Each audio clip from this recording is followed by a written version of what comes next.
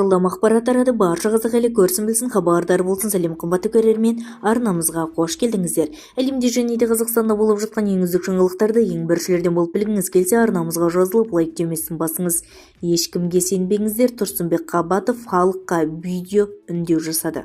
Әзілкеш Тұрсынбек Қабатов. Әлеуметтік желідегі әзілкеш Тұрсынбек Қабатовтың халықты алаяқтардан сақтануға шақырған видеосы таралып жатыр деп хабарлайды Азаттық рухы.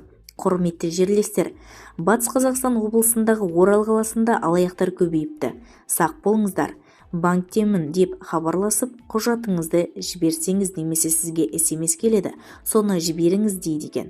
Шотыңызды бұзайын деп жатыр, сіздің атыңызды кредит алайын деп жатыр деп қорқытатын көрінеді.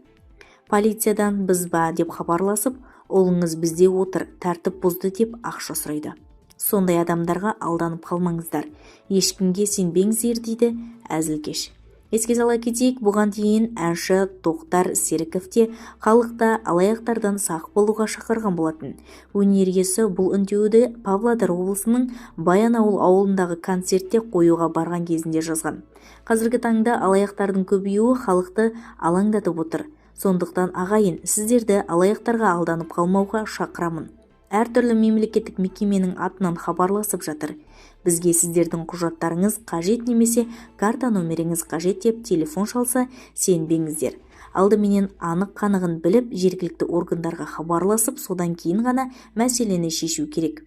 Сіздерді әрқашан сақ болуға шақырамын дейді әнші. Бізді тамашалауды жалғастырыңыздар, және де осыған ұқсас сізге де ақпараттар сіз үшін қызықты болса, арнадағы подписаться және де лайк түймесін басыңыз.